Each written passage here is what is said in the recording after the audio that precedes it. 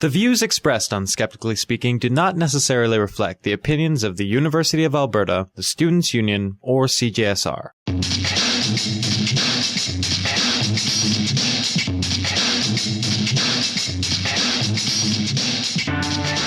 Hello all, and welcome to Skeptically Speaking, the show that asks you to call in and question everything. I'm your host, Desiree Schell.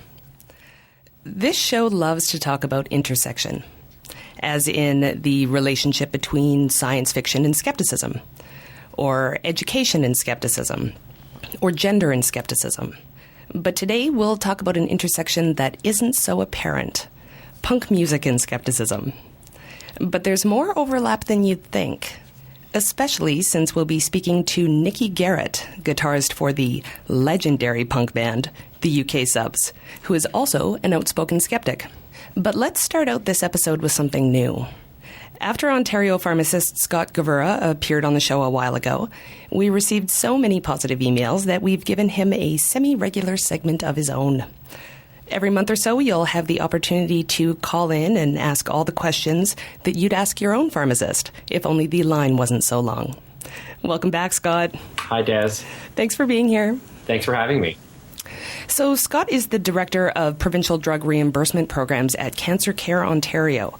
Prior to that, he was the Director of Drug Information and Research Centre at the Ontario Pharmacists Association, where he led a team of pharmacists to support appropriate drug use, deliver pharmacist education, and enhance the role of the pharmacist in the healthcare system. He holds a Bachelor of Science in Pharmacy and a Master's of Business Administration from the University of Toronto. And he's also the guy behind the Science-Based Pharmacy blog, where he writes about pharmacy practice, questionable science, and evidence-based healthcare. So before we get to the plethora, and I mean plethora, of audience questions, Scott, tell us about your week.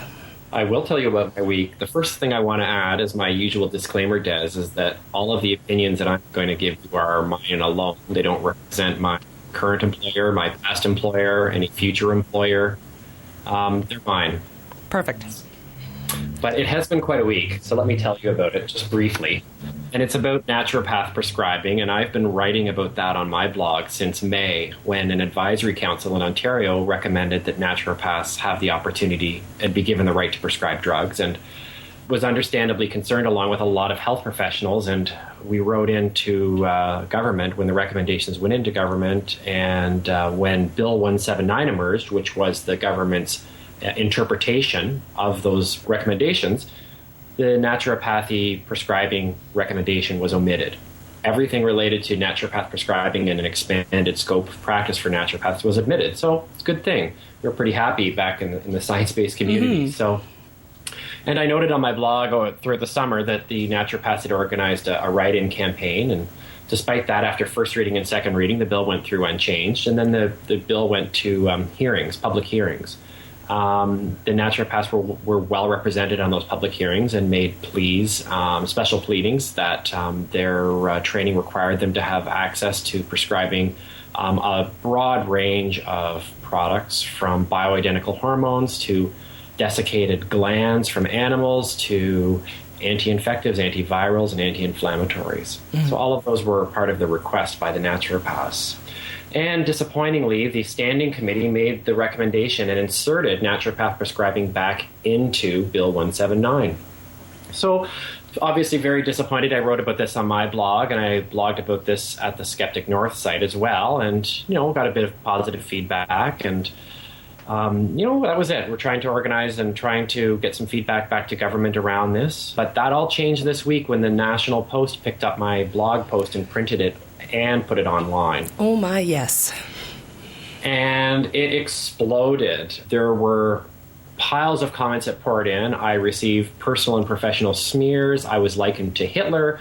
I received thinly veiled threats. I was called a neocon, a Sarah Palin lover, which I think upset my family more than the reference to Hitler, actually, which was pretty surprising. So it was surprising, but the vehemence of the response was purely a function of the fact that the naturopaths could not refute the arguments that I made about naturopathy. And you've actually also received some backup from some, actually, I would say likely sources, have you not? Yeah, and that was actually very gratifying. There were a few letters to the editor which were actually laughable, and then there was a formal response which actually appeared, it was either yesterday or today in the National Post from two naturopaths, and the comments have been amazing. I encourage all of you to go to the National Post. You can Google my name, you can read the comments, and they are a beauty to behold. They are wonderful comments. Really from science-based advocates got on board and put in their comments and basically eviscerated the response from the naturopath. So it was a wonderful response. And there's also been blog posts written about from a number of very large U.S. blogs, including Terra Sigillata, White Coat Underground, Science-Based Medicine, the Swift blog, and JREF have all chipped in and have added their voice and their call to a call to action, really, to make the call for reason and for science known to government around Bill 179. Wonderful. So what can people do now? Go to Skeptic North? SkepticNorth.com. You can see the post there, which outlines the issues and provides a link so that the Premier and the Minister of Health can be contacted if you want to recognize and raise your concerns. Wonderful. And brilliant work, Skeptic North. Very nice. So, Scott, are you ready to answer all the audience's pharmaceutical-based questions? I am. All right, audience, the phone lines are open at 780-492-2577, extension 1. You can email us at live@skepticallyspeaking.com or tweet us at Skeptical Radio. And if you're listening online via Ustream right now, you can discuss the show on the chat room. So the first question is, let's go with Trevor Zimmerman of Edmonton. Can you explain the differences, if any, between brand name and generic pharmaceuticals?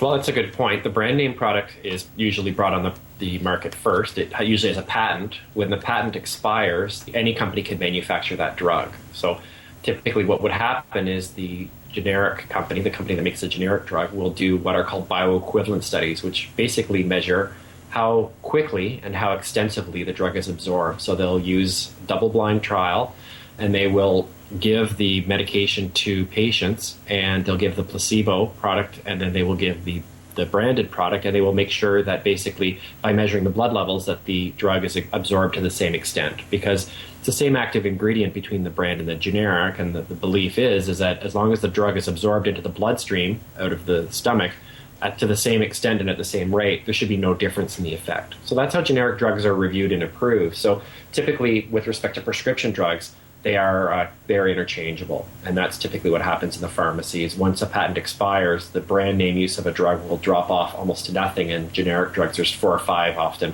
will be used in their place. So I would think for most purposes, typically with over-the-counter products as well, there should be no difference, because in order to have those generic drugs approved, they have to be compared to something, and it's usually the brand name product.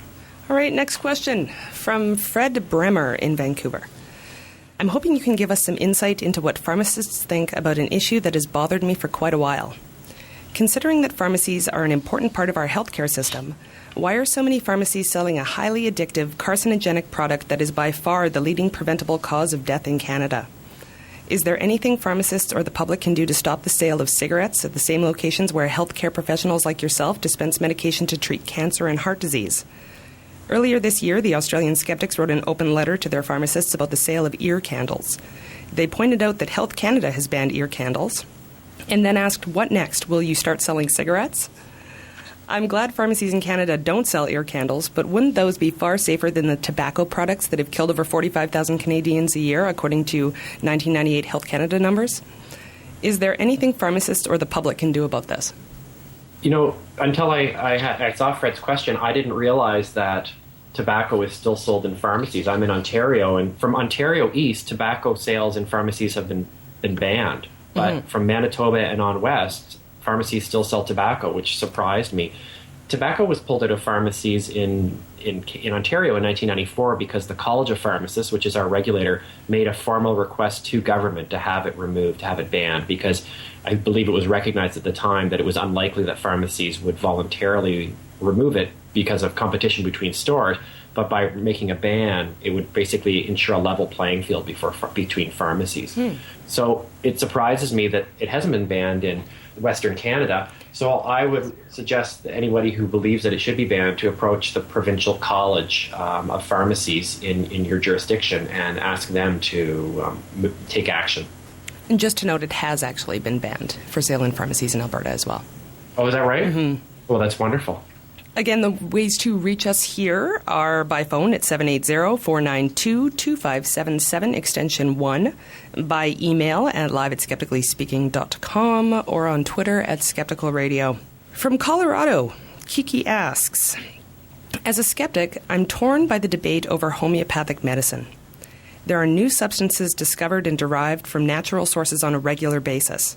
Are we putting too much emphasis on big pharma and ignoring the possibilities emerging from herbal remedies? How do I know it isn't a conspiracy to keep money in the coffers of the second largest industry in the country? Well, there's a lot there. Well, I don't think of homeopathy as a natural product because I don't see serial dilutions to the point of placebo as being really natural. So there's a lot there. I think that the question seems to be around prescription drugs or branded drugs versus non-branded drugs. And I think that, my perspective as a pharmacist is that I recognize natural substances as having they're a tremendous source of chemicals for experimentation in terms of looking for biologically active compounds. But, we've moved over time by taking natural substances, isolating their active ingredients and refining them into active pharmaceuticals. We don't have to give cancer patients bark from the Pacific yew tree. We have Taxol because we've refined it and we can manufacture it. We don't have to give willow bark to reduce fever. We have aspirin. All of the many products that we have as pharmaceuticals are derived from natural products. And the problem that we have when we actually use herbal products, it is very difficult to standardize the active ingredient if the active ingredient is even known. And that's a problem in Canada, despite the Natural Health Products Directorate and the Natural Health Product Regulations. There's often very little standardization. Mm-hmm. And in the case where we have an herbal product where we don't know what the active ingredient is, there's no way to standardize that herbal product to even ensure that you know that the active ingredient that happens to be giving you the effect that you want is in there. So there's a lot of challenges around herbal products. And there's a lot of research that does go on that is not funded by big pharma. So I think that there continues to be research into that. And I think that the herbal medicines are a tremendous source of opportunity for study. But unfortunately, in terms of practical therapeutic use, there really are less than a handful of products that we can really rely on. All right. MC in Denver, Colorado asks, how do you filter fact from speculation when researching topics, especially from online sources? It's hard. I am lucky in that I did work at a drug information center for a number of years and did develop a familiarity to use a number of great references, some of which are pay references. For example, there's an excellent reference that I use. It isn't free, unfortunately, but it's called the Natural Medicines Comprehensive Database. And it is a superb evidence-based reference that I use for researching natural health products. It is a tertiary source in that it compiles the research from the primary clinical trials, but it is a very good means of being able to access that information. You can go and look at the primary literature and look at the trials, but it's very difficult to do it in a comprehensive way. So I use a mix of tertiary references, which are these credible compilations, as well as looking at the source data. So I would say for people who are doing research on their own, there's a couple of links that I'll give you. Maybe you can put it on the website later, Des. Absolutely. There's one that Tim Farley has from What's the Harm, and it's called the Skep Search. And basically it just searches the skeptical sites, all of the skeptical sites. And it's a wonderful search engine. It's something you install on your Google homepage. So I think that's a great starting point for people. I use that a lot. There's also another search bar that I use. It's called Netting the Evidence. And what it does is it searches critical appraisals of clinical trials.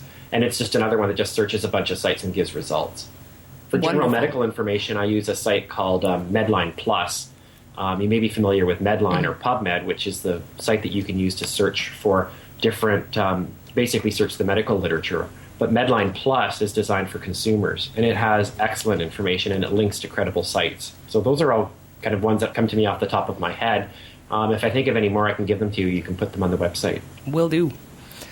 Richard Murray from Toronto asks, why is it that in so many pharmacies I find so much pseudoscience on the way to the counter? even where the pharmacist might own the place, such as with many of the local chain Shoppers Drug Marts, there are copper healing bracelets, magnetic knee braces, cold effects, all sorts of ginkgo-bearing products, etc., etc., etc.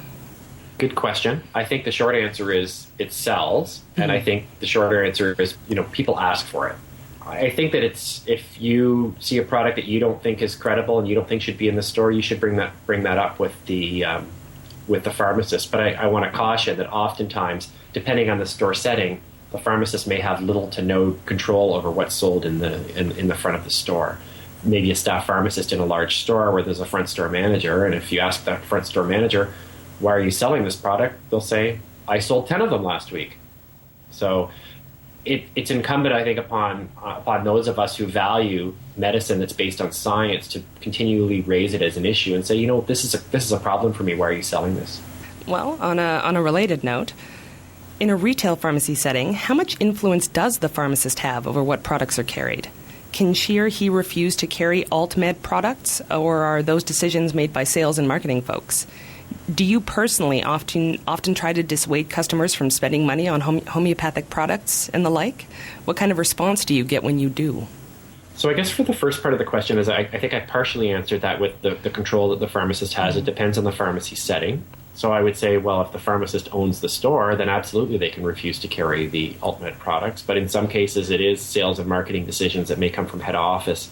But I think those issues should be raised if you see a product that isn't that you don't believe is science-based.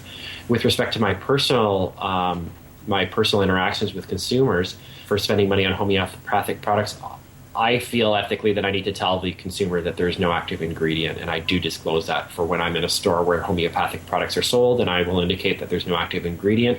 There's no evidence that homeopathy works, although many people find that it is beneficial, but that is almost certainly due to placebo effects.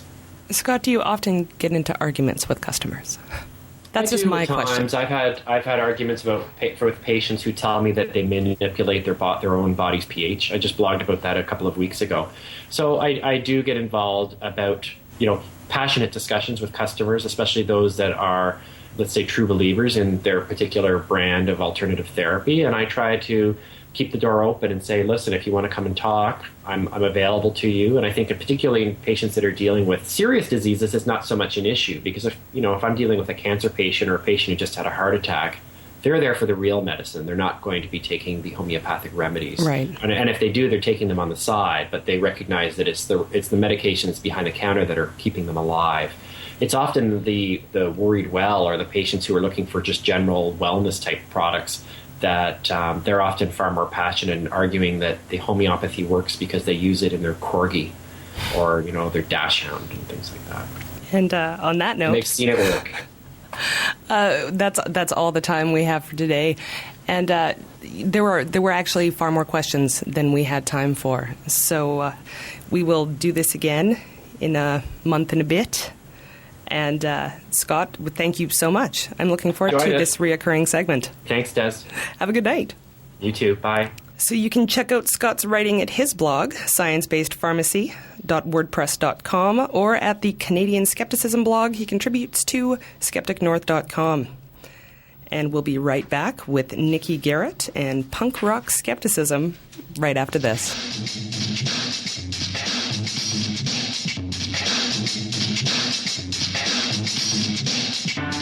Skeptically Speaking wants you to question everything. To be part of the discussion, call in every Friday from 6 to 7 Mountain Time at 780-492-2577, extension 1. That's 780-492-2577, extension 1.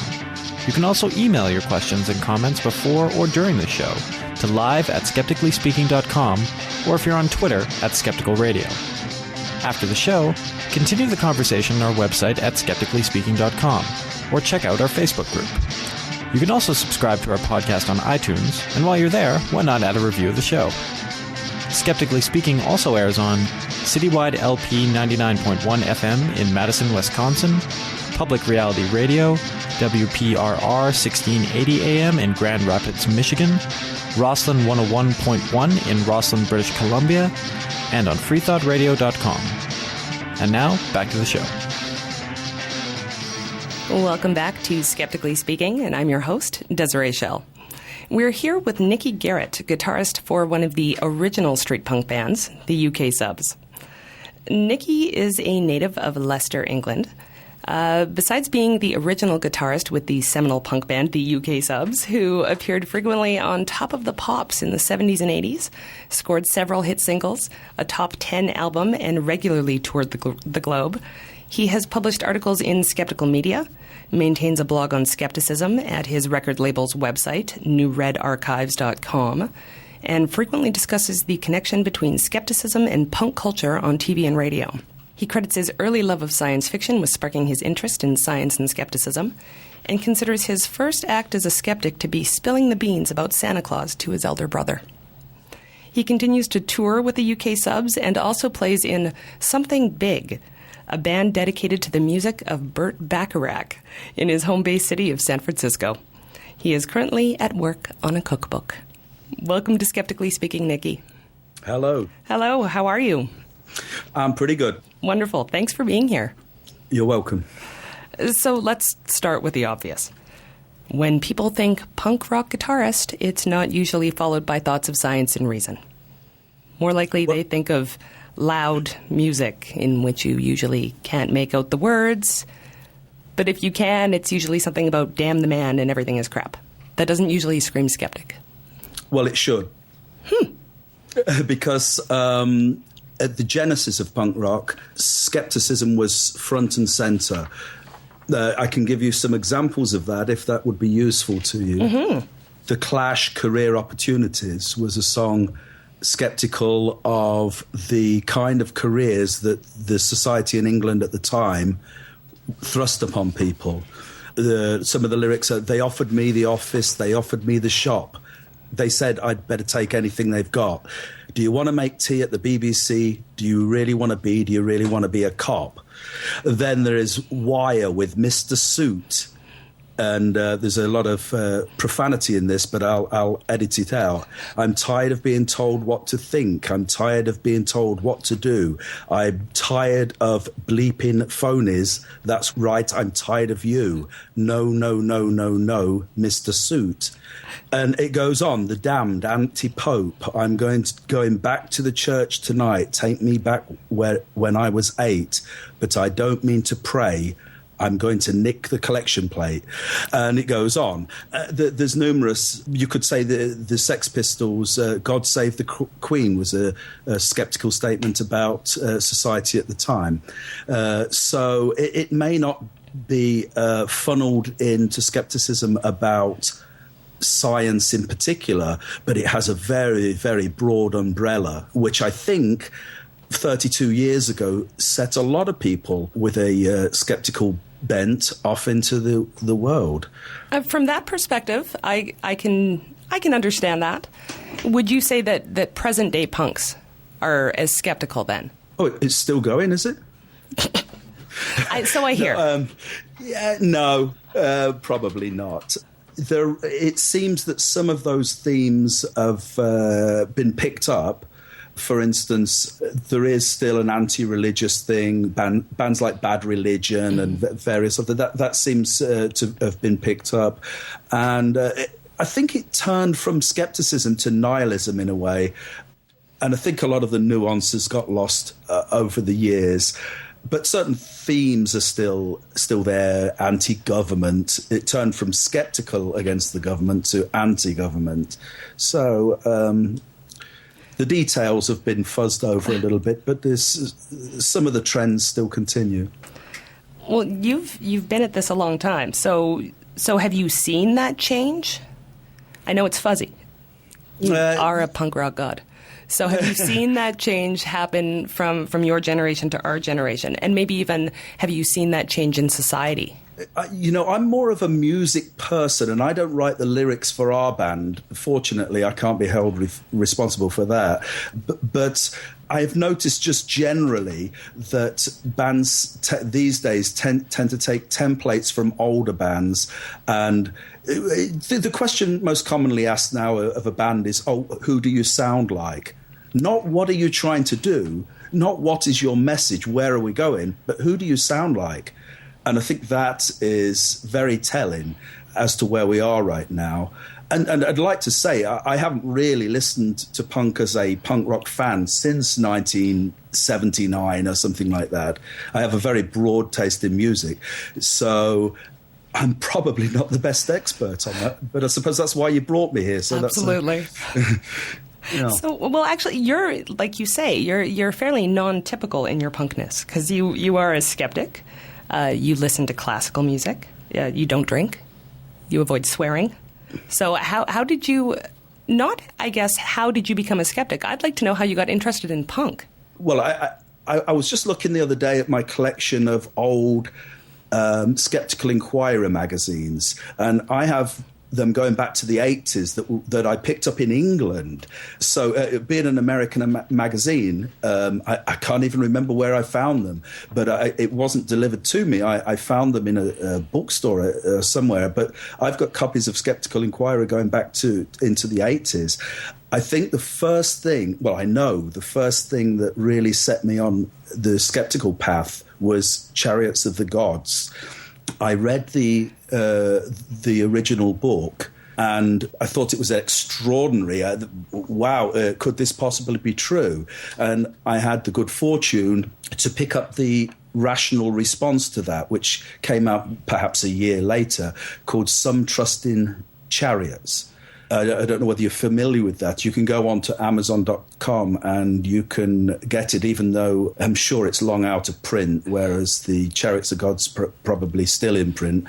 But it was a scholarly response, a rational response to his claims. That was the turning point for me. And luckily, I read that book on the back of reading Chariots of the Gods. So if I was a believer in irrationality, then I was only a believer in the time it took me to go to the bookstore and find that second book. So to answer your question, that was the start of my skepticism. Punk rock fit well into that because I was of that mind prior to punk rock, and punk rock was a great cleansing. Prior to punk rock, you needed a big gold cloak and a bank of synthesizers, and there was musical skepticism about that, saying, well, do you really have to have $100,000 worth of equipment and 4 or 5 big trucks to make a good artistic statement? So in a way, there was a musical skepticality in the punk rock movement as well. All right, now, the punks are considered to be quite left politically. And while there's obviously no inherent link between skepticism and one's political leanings, there are certain behaviors that are thought of as linked with being left, such as eating organic food, or being a vegan, or partaking in the annual detox diet, or hating big pharma. So do you talk about these things with other people in your industry? Oh, absolutely. You can't stop me. I go nuts. Funnily enough, I noticed that I've been catching up on the back episodes of Skeptically Speaking, and I noticed, I can't remember which episode, but you did a little bit of San Francisco bashing.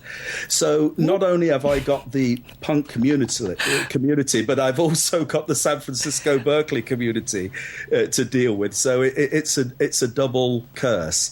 And yes, I do speak up about it. I'm not a particularly political person. I don't like the arrogance of the right, and I don't like the hypocrisy of the liberals. I said to a friend of mine the other day who is very liberal, where are all of the war protests now that Barack Obama is the president? He's just increasing the troops. He's not really pulling any people out after a year. And yet here in San Francisco, everything's hunky-dory. And that's not an anti-left statement. It's just an observation. I'm not even American, so I can't vote. So. If you have a question for Skeptical Punk, Nicky Garratt of the UK subs, you can reach us at 780-492-2577, extension 1. You can email live at skepticallyspeaking.com or on Twitter at Skeptical Radio. So how about your fans? How do they respond to your skepticism? Because I was actually reading your skeptics page, and sometimes your fans aren't pleased with your evidence-based nature. What, are you trying to say that I left those comments up there? What, that's shocking. Yes, you did. Very honourable. I've actually have a friend who is from the old days with me in a punk rock band, a well-known punk rock band, who is a moon hoax believer.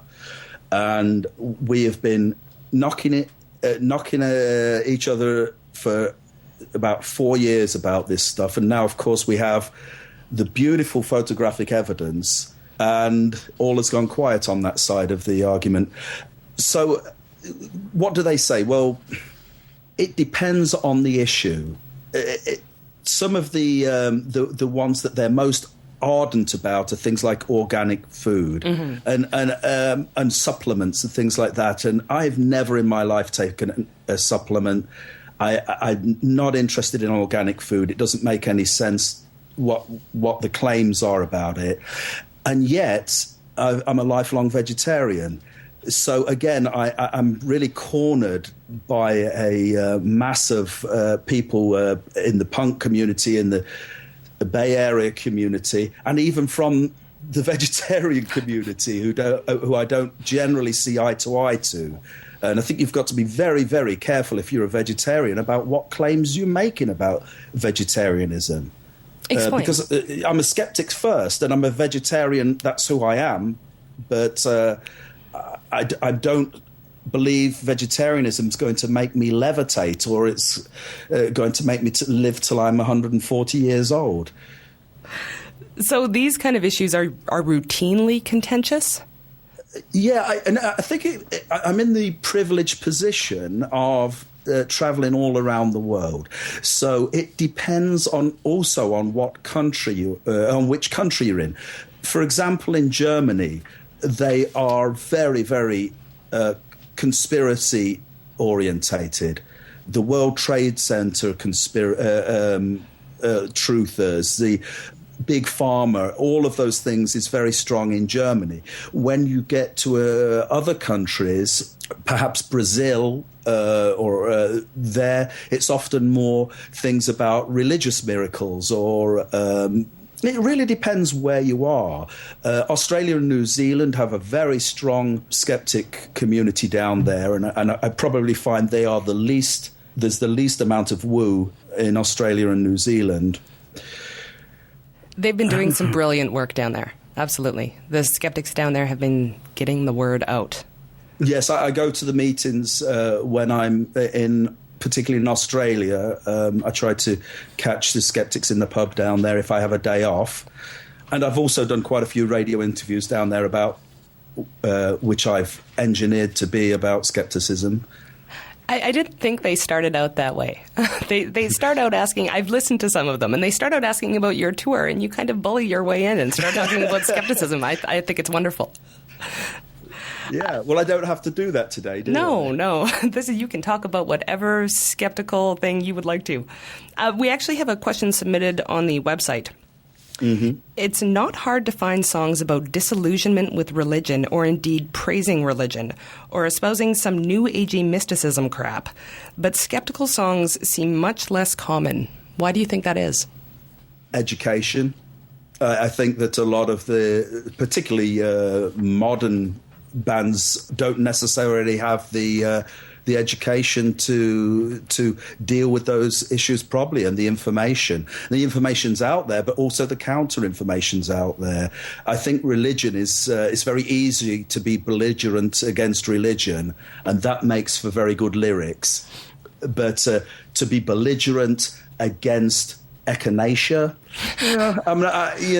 it's, you can be skeptical against it, but to have that passion against it may be a little bit more difficult than to have the passion about saying the Pope's decision on condoms. That's something you can fire yourself up against, and you can say, as the Damned, in one of the Damned's lyrics was, it's actually Black Sabbath.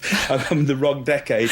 Would you like to see the Pope on the end of the rope? I mean, you can get fired up about something like that, but can you get fired up about homeopathy or dowsing? That I do understand. If you could possibly write a song about echinacea, perhaps ginkgo, I'm sure that there would be a market within this community specifically for that. Yeah, well, there is. Of course, there is a few people who've turned their hand at being George Frab and who was the? I think They Might Be Giants have just had a CD out about science. Wonderful album. I think it's coming. I think I see the gathering of the tribes after all of these years. I think that there is some momentum, and I think things may start to change. I hope so. Again, audience, the number here is 780-492-2577, extension 1. You can email us at live@skepticallyspeaking.com or on Twitter @skepticalradio. So one of the other things when I was doing some research for this show, I came across a YouTube video of you. Because it seems like some people expect punks to be conspiracy theorists. And you mentioned this before. Somebody asked you about your perspective on 9/11. Do you remember that video? Oh, you actually saw that? I did. How much of that? I haven't seen it, but they asked me, and I spoke for quite a while saying that I believe that it was Islamic terrorists that did the damage to the World Trade Center, and then they kind of asked me a leading question at the end, where I think if it's the one I'm thinking of, it was at the Warped Tour. That's the one. Was it outside? Yes, that's the one. I've not seen it. Well, Did they edit it together to make it look like I was a believer? No, and I'm actually, that's why I was kind of shocked, because I guess you used very specific words, and I actually have them here. They asked, you specifically said, I am not a 9/11 truther. I'm actually a skeptic. However, I don't see any reason why any anomalies that are not just made-up facts shouldn't be investigated fully. And within, of course, the skeptical community, that absolutely makes sense. That's very evidence-based. But I wonder if maybe they were expecting a different answer. Maybe they took that to mean that you presumed there were anomalies? Well, I think there were anomalies. And if there weren't anomalies, then the government aren't doing their job. Surely any government of any country would restrict certain information about the security of their country. But that doesn't lead A equals C. It doesn't mean to say that because there might be some security reasons why they perhaps misled somebody about some certain facts, that doesn't make it an inside job. It just means that some facts might be too sensitive. And it also might be that the government is incompetent. On the one hand, people say, the Bush administration are incompetent and they're stupid. On the other hand, they want to have this scenario where they're basically running the world behind closed doors. I mean, which is it? So do you feel like they were looking for a different answer from you? Like, I think they were looking for solidarity. Yes, of course. And there is a lot of solidarity, particularly in Europe, within the punk movement for the 9/11 truthers. And anything like that, particularly coming out of Germany, anything that has got to do with nuclear waste or perhaps the New World Order, anything like that comes very naturally to within the punk movement. We have another question from the website. Mm-hmm. What are some of your favorite encounters with pseudoscience? Was there blood? Well, I'm very much a pacifist, so the blood part wouldn't. Well, it could be my blood.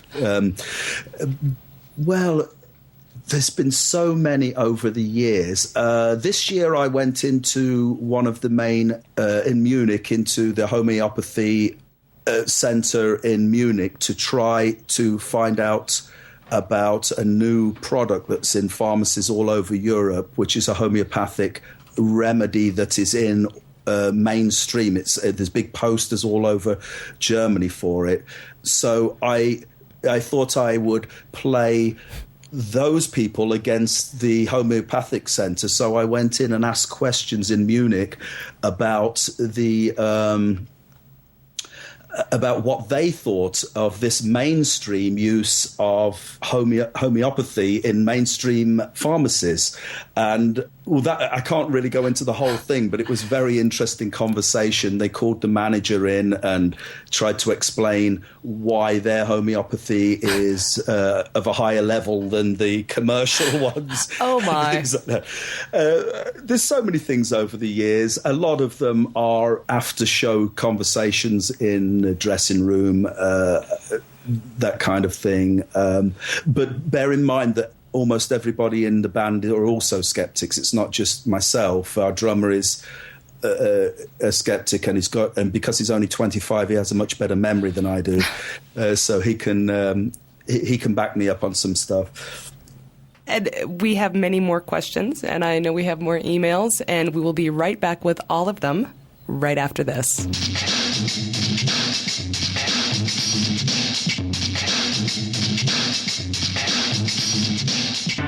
Next week on Skeptically Speaking, we'll speak to Martin Bridgestock and Kylie Sturgis. They have recently completed one of Australia's largest surveys of paranormal, pseudoscientific, superstitious, and conspiracy theory beliefs. They've studied how age, gender, religion, and voting preference relate to belief in the paranormal, and whether there's a single underlying tendency to be a believer. Some of their conclusions are quite different from what we have seen in other studies. What does this mean for skeptical education and outreach? Find out on the next Skeptically Speaking, every Friday at 6 p.m. Mountain Time here on CJSR. Welcome back to Skeptically Speaking, and I'm your host, Desiree Schell. I'm here with Nicky Garratt, a skeptic and guitarist for one of the original punk bands, the UK Subs. And this is your almost next to last chance to speak directly to Nicky at 780-492-2577, extension 1. You can email live at skepticallyspeaking.com or on Twitter at Skeptical Radio. I want to mention one thing. After last week's episode, I received some emails asking how people could complain to the Canadian Competition Bureau about online health fraud. So for all of you or any groups that may want to make a day of searching out, say, misleading or fraudulent Canadian cancer cure claims on the internet, check out our website at skepticallyspeaking.com. And in last week's show description, we've added the link to the online complaint form, as well as the phone number and the mailing address. And remember, you don't have to purchase the product to complain. And I actually don't think you have to be Canadian. So, Nicky, before the show, you told me a story about an experience you had that many people would presumably attribute to the paranormal. It involved cows. Oh. Can you talk about that? Okay. I'm not quite sure if it's... Well, okay. We visited the Battle of the Little Bighorn Memorial in Montana, as we do frequently because the singer is 65 and he forgets that he's been there. So he wants to go there every year. And we were coming away from there, and he was looking for a river to go fish in, and we found what looked at first to be a river, and it was a dry ditch type of thing, and there was a number of dead cows in there. And I wanted to find out what had killed the cows, so I made my way down into the ditch, and there didn't seem any apparent cuts or bruises or any reason why these cows should be dead. On the way back out of the ditch, going through a minefield of cow patties, I saw something that looked like a stone, but it was the same color as a cow patty, but kind of shiny. And it turned out to be a metal, what could have been a metal meteorite. So there's a perfect story right there for some made-up story about UFOs. But the good thing is I took what I thought was probably industrial waste, but it could have been a meteorite. I took it to TAM7 and showed it to Phil Plate, and subsequently it's now in the laboratory being tested. I think it's looking less and less likely to be a meteorite. So if we'd have stopped right there and I just kept it in my closet, it would have been perfect for some of the UFO believers. But you see, to carry on and test it and find out what it is what skepticism's all about. Well, I find this interesting because, even I'm a skeptic, but I have to admit I read a lot of science fiction. And if I walked into a field where there were a whole bunch of dead cows, I would think non-skeptical thoughts initially. I definitely would. Did you not? Did you immediately think, gosh, I have to call Phil Plait? Well, any excuse to talk to Phil Plait, but I've got a question for you, though, if I may. Mm-hmm. I was listening to one of the past episodes, and you had Paul Ingram on Absolutely. there. Mm-hmm. Yeah, and I was listening to him, and he seems a nice chap, and he seems fairly sincere. And he's saying, "Oh, I'm only interested in things that work, and they should be tested." And I don't remember his exact words, but at the end of it, I was thinking, well, why doesn't he become a doctor then? Why is he an alternative medicine? Because everything he said is what you do if you're a researcher or a doctor. That's a very good question. I hope that Paul listens to this episode, because I would love to know the answer to that. But I do have to say, I'm very pleased that Paul is a registered massage therapist, because there are many fields that are very, very much not science-based. Right. And we need all the people that are science-based to get into those fields and maybe bring some evidence and some proof and reason and logic and all that lovely sciencey goodness. Well, I suppose that massage is not really all the way in the pseudoscience field, is it? I don't know. I think it depends on the practitioner. Mm-hmm. Because I'm sure that there are other people like Paul, and I know for a fact after that episode, I spoke to a few other registered massage therapists who share the same kind of perspective as Paul does. But there's a lot that I'm assuming they think they can cure your cancer, or your MS, or prevent malaria, or the same thing that any homeopath would say. Look out for the moustache. If they've got a weird moustache that's kind of a strange shape, that's usually a sign. Really? There's a connection there? I don't know. I think we should do a study. I just know on our local market, there's a chiropractor. On the local farmers market, there's a chiropractor who has a moustache that's sharp as a needle and sticks straight out to either side for about 6 inches. Really? So, he has a handlebar mustache and he's a massage? It's not a handlebar. It's straight out. Well, anyway, we'll get enough stuff. I have to say that would not fill me with feelings of security and comfort if that man was touching me. That's all I have to say. Yeah. So do you in your spare time, your copious amounts of spare time, do you do a lot of research about skepticism? Only on particular subjects, because I'm a great devourer of skeptical videos, and I love to listen to the Daniel Dennett and Sam Harris and Richard Dawkins and all those people, and take it in. That's not research, that's enjoyment. When it comes to a particular topic that I need to learn more about, I will do that. But bearing in mind that I am a musician who is a supporter of skepticism, and I'm not a professional physicist, and my message is always go to the expert. Don't come to me or Jenny McCarthy or anybody else. Go to the people who know who have studied all of the intricacies of the subject and know what they're talking about. So I mostly do research to support my own understanding of a subject. Perfect. That's possibly the best reason. We also have another email from the website. Question is, have you ever been to one of the big skeptical conferences? If not, do you plan to? I go to TAM each year, because that's my only holiday is 4 days in Las Vegas.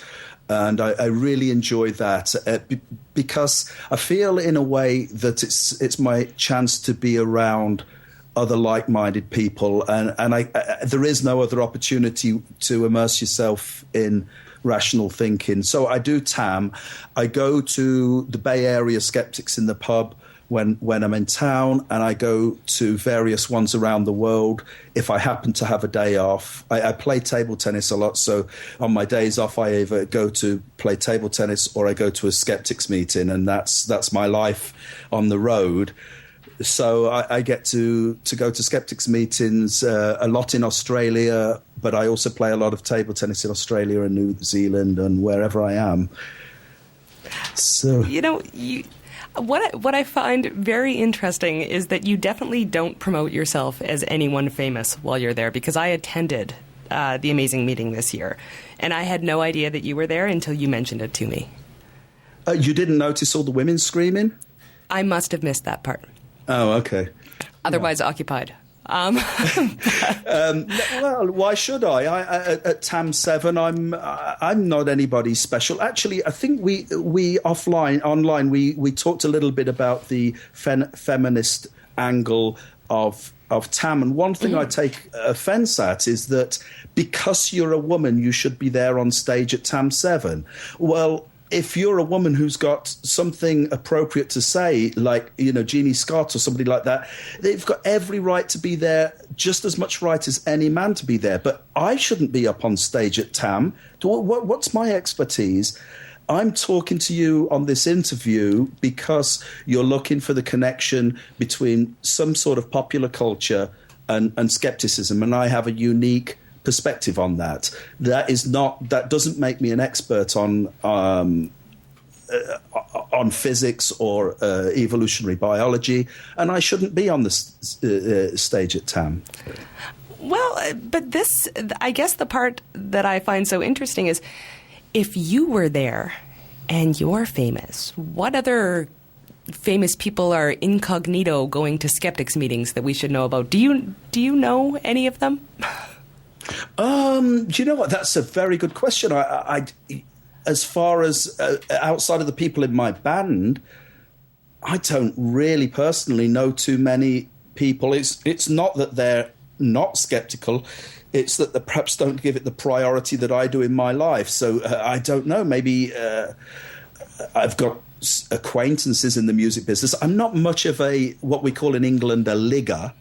A ligger is somebody who just hangs around famous people to try and have some of that fame rubbed off on them. I mean, we toured with the Ramones in the 80s. We've played with various other of the big bands. I think we might be going out with Motorhead soon. We've toured with the Misfits. I'm not the kind of person who just hangs around with the stars to... Now, if it was Richard Dawkins, I would be, maybe I would think differently. But I think the reason why I ask is because we need more people that are in the public eye in any way to speak out on behalf of science and skepticism. You can use your powers for good, sir. Well, I think I do that. I make it clear. You do, definitely. One of the things I think that's important is that Dawkins talks about religion, that they get a free pass and people don't call them on it. And I think that can be extended all the way over to all types of skepticism, that you don't just accept what people say and go, well, that's their belief. That you do speak up and say, well, I don't actually think you're right on that. You don't have to be a bully and you don't have to be a bore. For me, that's just purely coincidental. But you have to, make it known that, no, I'm not a foot soldier for the homeopathy people. I'm not going to just believe this stuff because lots of other people do believe it. I have to let people know that there is a contrary train of thought out there, and I do that. And it's not just a contrary train of thought. It's a contrary train of thought that happens to have evidence behind it. Yeah, well, I really did understate that. There are people who want to be rational and want to think rationally, not just go with the flow. Sometimes people ask me, well, why do you care what I believe? Why does it bother you that I think that echinacea it works or not? And I think that it's a very liberating thing to be a skeptic, because if there was some new evidence that they found out that echinacea really was good for something, then I would be wrong. I would change my position on that. And that's very liberating. If you have Jesus tattooed all over your body and the cross and everything, it's not so easy to get rid of it. But if you carry I'm talking metaphorically there. If you ingrain your beliefs in your brain as though they're a tattoo, then it's very hard to get rid of them. But as a skeptic, we don't have to do that. We don't have to ingrain our beliefs so firmly in our brain that there's no possibility of change. Absolutely agreed. And that's our time. Thanks so much for being here, Nicky. Well, I really enjoyed it, and that can't possibly be our time, but I'll have to take your word for it because you've got all the equipment over there. The clock says now. So if you want to know more about the UK subs, visit uksubs.co.uk. And if you want to check out Nicky's writing, head to newredarchives.com, click NRA Zine, and scroll down to the Skeptics page. And you can find our website and the comments section for this episode at skepticallyspeaking.com, as well as the links to our Facebook page, our Twitter feed, and to iTunes, where you can download the show, or if you are so inclined, you can write a review. And remember, quickly, you have until the end of the year to submit a new theme song for the show. We are accepting original, CD quality, 60-second compositions for which you will receive nothing but our eternal gratitude. Please and thank you. Hint, hint, Nicky. Closing today's episode now. Thanks for listening, and we'll see you next week on Skeptically Speaking.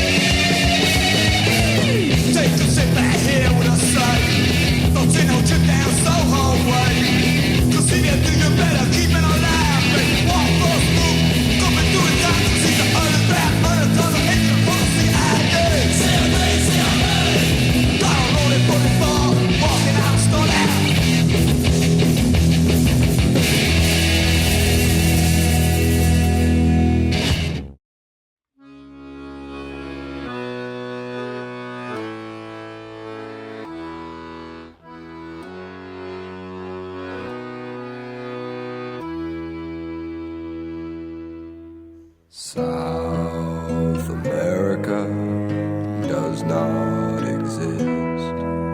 The moon is painted on the sky. Things sometimes fall up, but you never see. And everything you believe is a lie. Dinosaurs were invented by God as a test. Our bodies don't rot when we die. Oh, the hippies are working